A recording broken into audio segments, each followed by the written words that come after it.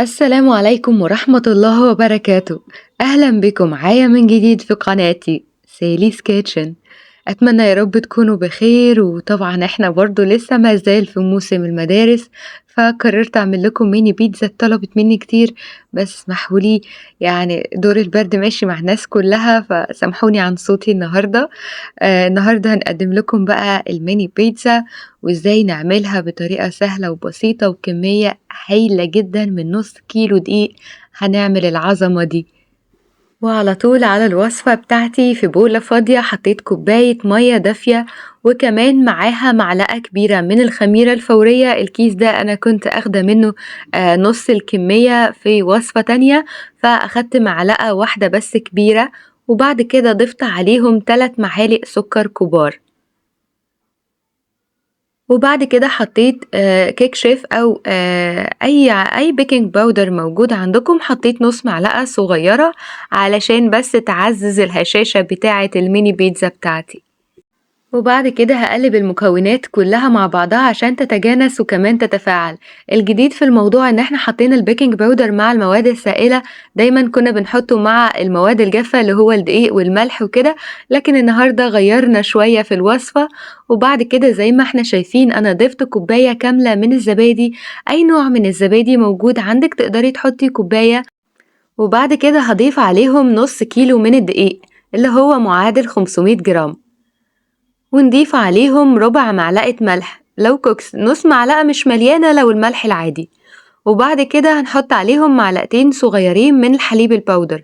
حليب البودر هنا اختياري وتقدري تستغني عنه تماما، ولكن بيدي شوية طعم حلو للميني بيتزا. وبكده احنا في مرحلة العجن، وهنبدأ بقى ان احنا نعجن المكونات كلها مع بعض، وتقريبا هناخد 5 دقايق بايدينا، ولو بالعجانة هيكون دقيقتين. هنحس شوية انها بتلزق، مفيش مشكلة، وهنبدأ نحط عليها معلقتين كبار من الزيت. وبعد كده هنقلبها كويس جدا، تقدري تستخدمي زبدة او زيت زيتون او سمنة، المتاح عندك تقدري تستخدميه عادي. ودلوقتي وقت العجن تقريبًا 3 دقايق لحد ما الزيت يختفي تمامًا في العجينة، ونحس إن هي خلاص كده أكلت كل المادة الدهنية اللي موجودة أو الزيت. بُصّوا إزاي مش بتلزق ومطاطية وبتعلّم. طبعًا هنا ده كده باقي يعني ما يكمّلش ربع معلقة صغيرة من الزيت حطيته في البولة، وبعد كده نحط عليه العجينة، وشوفوا إزاي هي مش بتلزق في إيدي وهايلة جدًا وناجحة. وبعد كده هندهن منها على الوش كده دهنة أو رشة زيت، وهنغطي العجينة اللي موجودة عندي. وزي ما اتفقنا لو في الشتا بتاخد ساعة، ولو في الصيف بتاخد تلت ساعة، وممكن كمان توصل لنص ساعة. فأنا هنا كده عندي أخدت حوالي ساعة إلا ربع، لأن الجو شوية كان متقلب وخلاص اختمرت. وبعد كده هنلم العجينة ونرولها مرة واتنين وتلاتة ونطبقها على بعض كده، وكمان مرة دقيقتين شوية نطبق العجينة. بصوا ازاي ناعمة جدا. وتعالوا بقى نقطع العجين، ودي طريقة الأولى لتشكيل الكرات اللي أنا هقطعها.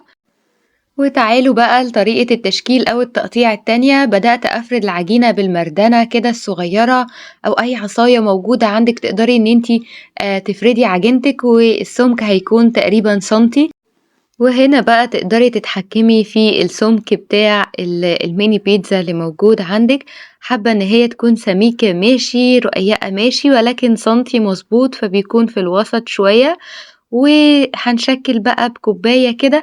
ده ميني بيتزا صغيرة خالص، يعني الحجم ده صغير خالص. تقدري برضو تتحكمي في حجم الدايرة بتاعتك بالكوبايات اللي موجودة عندك. وادي قطاعة من بتاعة البصامة اللي هي بتاعة الكحك، برضو اشتغلنا بيها عادي وادتني نفس الدايرة اللي موجودة. عايزة بقى أكبر من كده فنقدر بقى نشوف حاجة البق بتاعها يكون واسع شوية أو عريض شوية أو كتير شوية زي ما بتقول. والأجمل بقى في الموضوع إن إحنا بأقل حاجة وحاجات موجودة كلها في البيت نقدر إن إحنا نشكل العجينة اللي موجودة عندي ونتحكم فيها بحجمها بكل حاجة فيها بجد سهلة وبسيطة. وبعد كده هلم العجين بقى الزوايد ده على جنب عشان أرجع أشكله تاني لميني بيتزا. وبعد ما لميت بقى العجين بدأت اخد كل الدواير اللي انا قطعتها دي وحطيتها في صاج مدهون بزيت او بسمنة او اي مادة دهنية، وادي بقى الكرة اللي احنا عملناها بايدينا في الاول، هنبدأ ان احنا نفردها كده فردة بسيطة في الصاج. وما تنسوش في الوقت ده انا كنت مولعة الفرن على درجة حرارة 200، وهنحط الميني بيتزا بتاعتي على منتصف الفرن، او في منتصف الفرن على الرف الاوسط. زي ما احنا شايفين انا بحاول ان انا ارقق شوية الاطار بتاع الميني بيتزا لجوه، علشان تكون الحتة اللي جوه دي ما تبقاش قبة، بس انا عجنتي طلعت في الاخر قبة شوية عشان ناجحة جدا. وهنا برضو الفتحات اللي احنا بنعملها بالشوكة دي علشان ما تنتفخش، ولكن برضو انا عندي اتنفخت معرفش في ايه.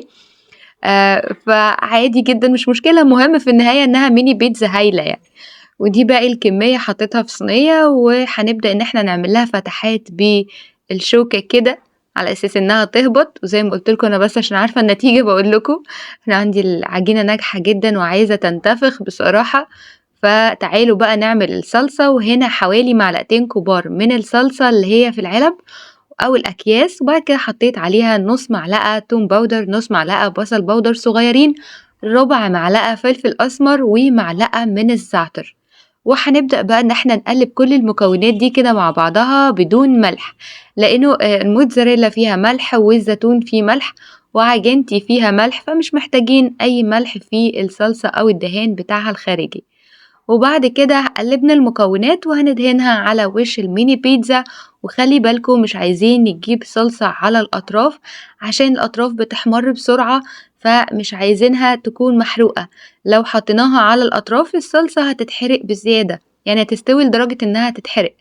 فاحنا كده حلو قوي ان احنا نحط الصلصة في نص الميني بيتزا. وبعد كده كنت مجهزة بشر موتزاريلا، وتقدروا تستخدموا ميكس شيدر، ميكس موتزاريلا، جبنة رومي، أي نوع من الجبنة تقدري تحطيه على الوش متاح. فده اللي كان متاح عندي وقتها. وبعد كده كان في بقى فلفل أخضر ألوان، عايزاه سبايسي أو رومي اللي هو البارد، تقدري تستخدمي أنواع الفلفل اللي انتي عايزاها. فحبيت ان انا شوية استبدل لون الطماطم بالفلفل الأحمر. وبعد كده حطيت شرايح الزيتون المخلي على الميني بيتزا من فوق علشان يبدأ يمسك بقى في الموتزاريلا، واهتموا شوية بشكل الزيتون المخلي لأنه أكتر حاجة بتبقى باينة في الميني بيتزا بعد ما تستوي، بشكله هايل جدا.